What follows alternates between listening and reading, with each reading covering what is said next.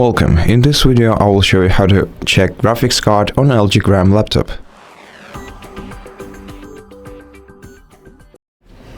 To check your graphics card, you have to open the Start menu and go to Settings. In Settings, select System and scroll down to About section, then open it, and here in the About section you will find all the info about your main hardware, and here is the integrated graphics card, Intel Iris Xe graphics with 128 megabytes of video memory. Now, if you want to check your graphics card in real time, you can right-click the taskbar and go to Task Manager.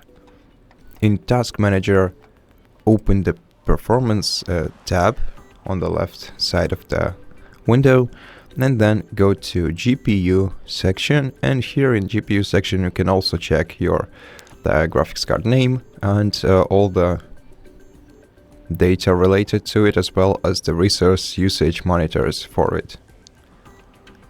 And that's it. Thank you for watching this video. If you liked it, please consider subscribing to our channel, leave us a like and a comment below, and I'll see you in the next one.